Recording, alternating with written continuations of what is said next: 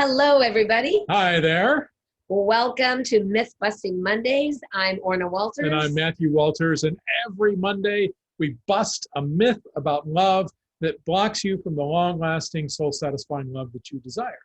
So today's myth, is it true that all you need is love? I mean, the Beatles said it. Yeah, all you need is love, and that's about all the singing you're gonna Wah, get from wah, wah, me. wah, wah. So all you need is love, right? Just love, and everything's gonna work out. Everything's gonna be great because you love each other. Everything should be easy, right? It's true in the beginning. Everything should be easy in the beginning. Yes. That's very true. Yes. But we don't really think that love is enough. So think of it this way. Love, well, we think of love, most people think of love as a feeling. We think, I love you, I feel all these feelings, and so I love this person. Right. Actually, feelings don't last. I mean, you ever have a feeling last? Nope, they They go do away.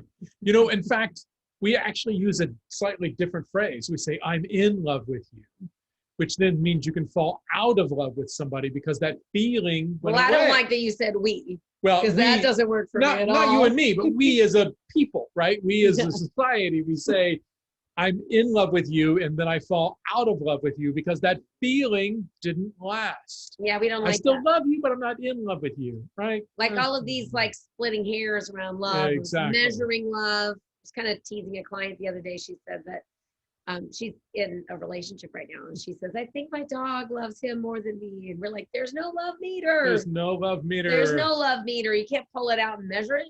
I mean, think about it this way. A couple comes together in love. They have a baby. They raise that child. There's more love. There wasn't two. Now there's three people. There's more love. And then another child comes in. There's not less love. There's like more love. What am I going to do with this love? I have to give, do I give 50% to this child and 50% to that child? Or maybe 80-20? Love all around. That one's not near as lovable as the other one. Oh, stop that. So look, this is the deal. Feelings don't last. So you can't base your selection on a life partner on a feeling, which most people do. They go, oh, I feel this way. This must be the right person. Instead, we'd like to encourage you to think of love as an action. Love is a verb. It's an action. Yes. So when you choose love, you're choosing to take loving actions. Exactly. The truth is, a feeling won't get you through difficult times together.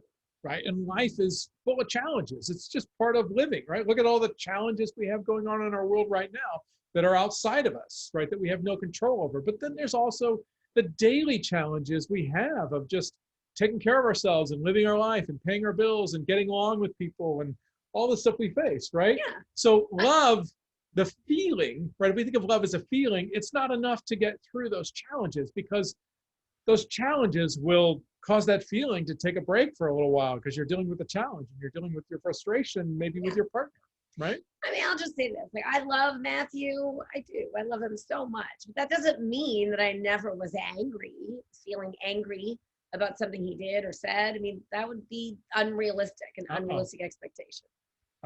Oh, you've been angry with me too. Come on. So here's the deal. Love is part of the equation. We don't want you to go without that feeling of love, but what happens with most people, they come together with all this yumminess, all this yummy, lovey-dovey feelings. Mm-hmm. And as soon as the challenges show up and they hit that power struggle stage of relationship, poof, they're off to give up on it. Mm-hmm. And so what we want to say is love is not enough, right? So love is not all you need. Sorry, George, Paul, Ringo. Who am I missing? John. I think Paul. John, Paul, George, and Ringo. John wrote that one, or Paul? Who knows? Anyway, so... Yeah. The thing is, what else do you need besides love? Well, you need good relationship skills. And what does that mean? It means you need to be able to communicate. You need to be able to talk to each other when you have a disagreement, right? And you need to be able to repair when you get upset and you do things that maybe you're not too proud of after the fact, right? Yeah. I mean, look, for us, it was easy to maneuver through conflicts in the early part of our relationship. We hit these little bumps. And it was just easy, like la la la, like it wasn't even anything to think about. I mean, we joke all the time that our first fight was over fresh figs. It was, yeah, which is fine. I mean, it was a silly little thing, and we figured it out. And what I learned most from that experience was that food matters to my husband.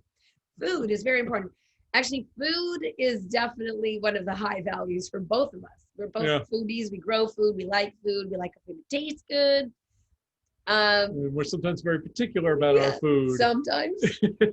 Okay. Sometimes very particular about our food. And the kitchen too. Some of us are very particular about the kitchen, the whole room that's built around food. So, I mean, look, here's the deal. You're going to have challenges. You're going to have obstacles. You're going to have things that you go through even when you're a single person, and you will go through those challenges and obstacles when you are coupled up.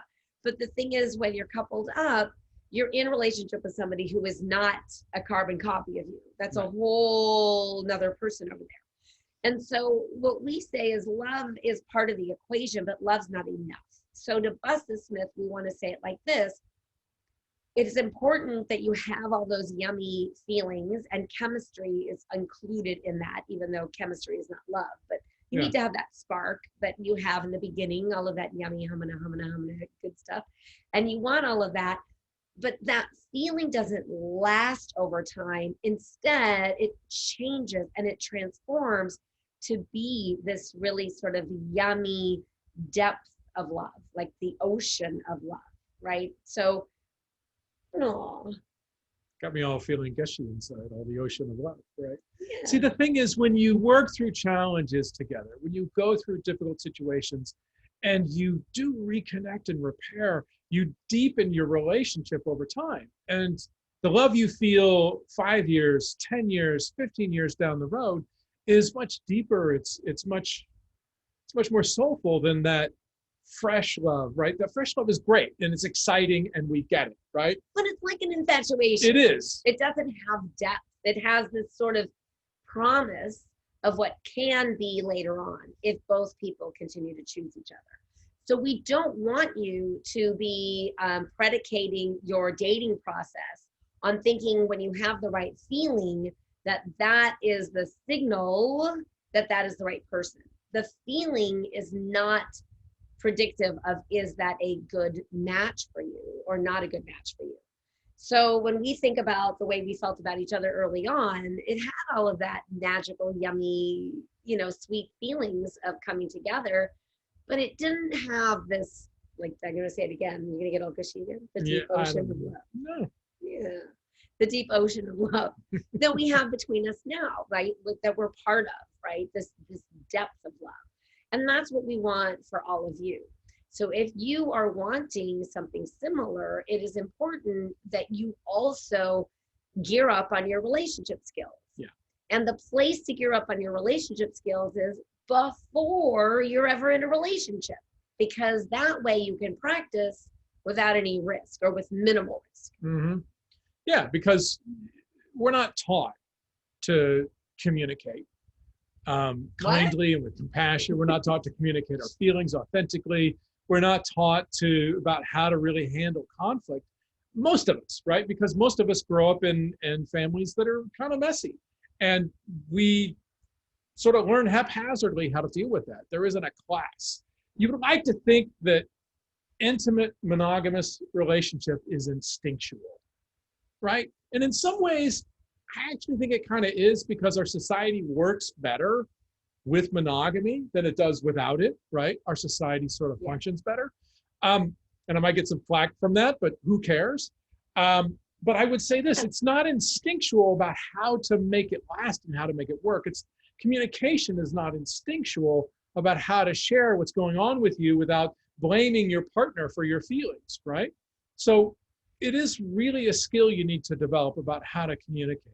We always say it this way. It's like the romance phase is all those feel-good chemicals that we feel. And it puts us into this state of, like, we say it's like the rose-colored glasses come on, and it doesn't matter what this person does over here. You feel so good that you excuse it, and you go, it's okay. I don't mind that so much. I'll get over that, right? And you let things go when you don't stand up and you don't set boundaries and you don't communicate well, because you feel so infatuated and excited and in love with this person.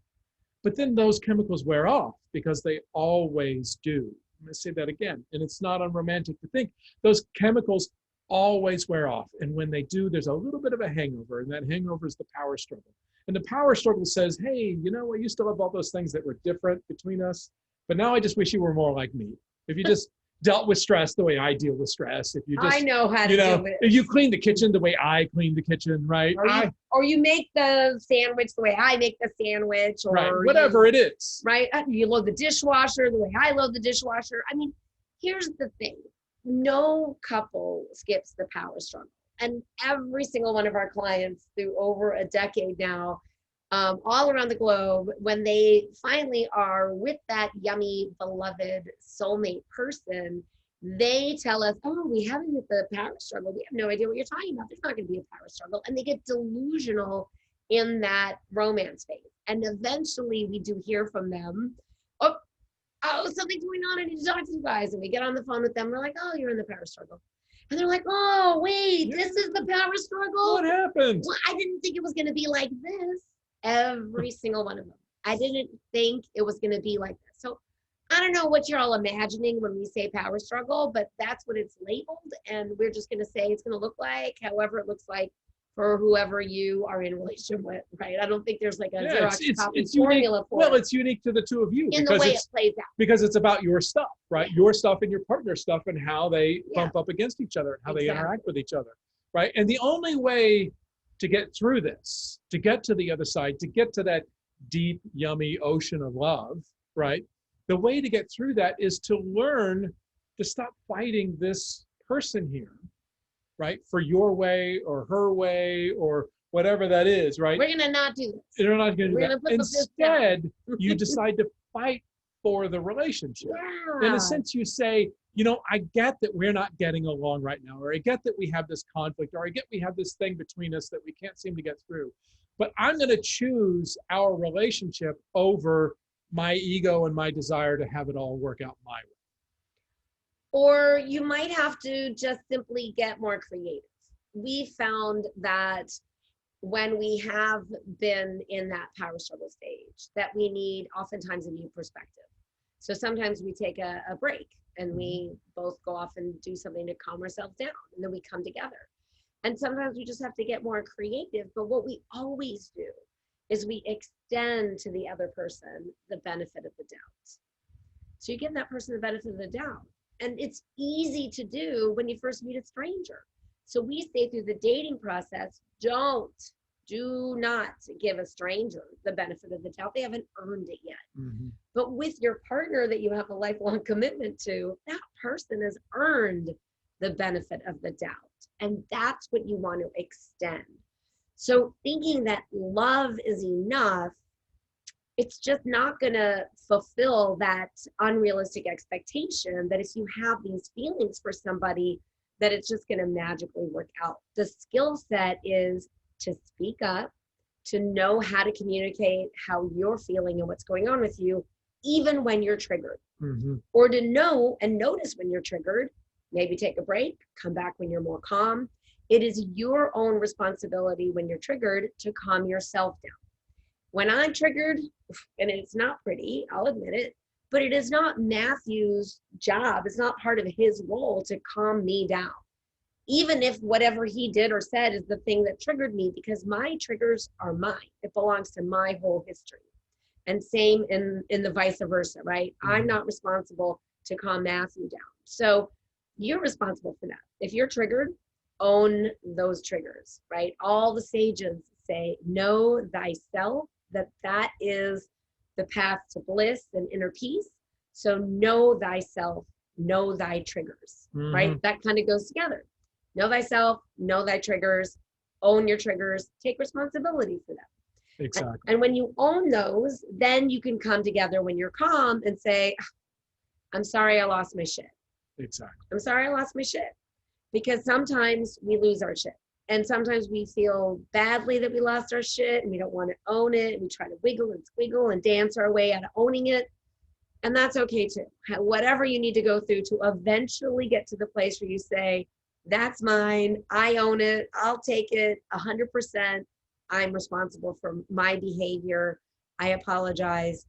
And you know what? The thing about the repair piece is practicing. You have to practice how to repair when there's been conflict. You have to practice speaking up for yourself. And that's why it's important through the dating process that you don't iron out any little bumps that come up. Don't go looking for them either, right? You don't have to look for them. They'll show up. They'll show up. Trust me. Yeah. They will show up. But don't overlook them. Don't give the stranger the benefit of the doubt. Give a person you've already committed to, right? When you've already had that lifelong commitment, that person's earned the benefit of the doubt. Exactly. And I'll tell you, that's pulled us through a lot of conflicts. It definitely has. And one of the other pieces, right, that really helps us get through conflict is when we're having a conflict, we don't withhold love. I remember, and this was several years ago, I can't remember what it was, we were having an argument about, and we took a break so we could both calm down. And Orna's like, I'm going to go for a walk. And she goes out and it turns out she walked to the market and she came back and she had bought us each a little cookie. And I was like, a treat. And I was like, oh, even though you were mad at me, you bought me a cookie. And she's like, yes, because I still love you, right? Yeah, we're going to work it out. We're going to work it out. I had no doubt that we were going to work it out. And this is what I want to say to you. If you've been hurt, if you've been betrayed, I'd had a lot of heartache. I'd had a lot of betrayal. And I know early on in the dating process, when we would have a conflict, this little alarm inside of me would go, this is it. He's going to leave now. This is it. He's going to leave. And so I would literally start to panic, thinking Matthew was already out the door. And at one point he looks at me and he's like, oh, we're just having a disagreement. I'm not going anywhere. And I was like, what? Like, nobody had ever said that to me before. You know, I'd had a lot of guys scamper off the minute there was just a hint of a conflict. And so here he was saying, I'm not going anywhere. So here's the thing. You probably had somebody say they're not going anywhere and they did anyway. I had that happen too. So you can't really count on what somebody says to you. You have to count on their behavior. Look at their behavior, right? Our agreement is we're going to mess things up. We're going to get triggered. It might not be pretty. It could get ugly. We might say things we don't mean. But then on the other side of it, we're always going to work to reconnect and repair. And that's the practice we're asking you to think about upgrading your relationship skills. Mm-hmm. If you'd like to know more about how to upgrade your relationship skills, or maybe identify, maybe you're not even sure what your blocks to love are, you can book a soulmate strategy call with us. It's completely complimentary. We'll put the link here below the video. Just book a time to talk with us directly. Yeah. And we're happy to discuss with you whatever's going on with you. If you want some dating strategies, you want some help around what your triggers are, or if you think this is something that's been blocking you from love, you're not sure, but let us help you strategize for a plan to bring in the kind of love that you desire. If you want that soul satisfying, long lasting love, we're here to help. That's right.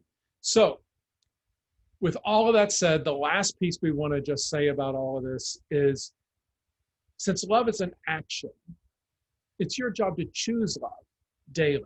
Choose love for yourself, choose love for your partner, choose love for the world, however you want to do it, right? But it's about choosing love and then taking actions from that place. So even when you're, triggered, or even when there's conflict, you still choose love. And you still, when you choose love, you then manage to find your way to the other side. So we hope you enjoyed this week's Myth Busting Monday. Join us tomorrow. That's Tuesday, for Ask O&M Live. Every Tuesday, where you get to ask us your questions live. We'll answer them right here in the video. In the group. So there's two places that you can put your questions ahead. Well, one place you can put them ahead of time. We put up a post yesterday right here in the group. You can just look through the group post that has a little talk bubble. It says Ask O&M. That's where you can put any questions ahead of time. Otherwise, you can ask them live. We'll be live at 5 p.m. Pacific. Just put your questions tomorrow, if you're joining us live, right in that live thread. We hope you had a nice holiday weekend. We hope wherever you are, you're staying safe, you're staying cool. We're sending love out to you and to everyone dealing with the fires in your area. There's a lot of them here in California, but I know also in Colorado and all around. So we're sending our hearts out. We're sending heart out, our hearts and our love out to you. And we really do believe in positive thought. So if you can send some positive thought to all of those people dealing with the fires. We know a lot of people have been displaced from their homes and even worse. So we're sending love out to all of you. And we'll be here tomorrow to support you for Ask O&M Live. Have a Thank you. great night. Good night.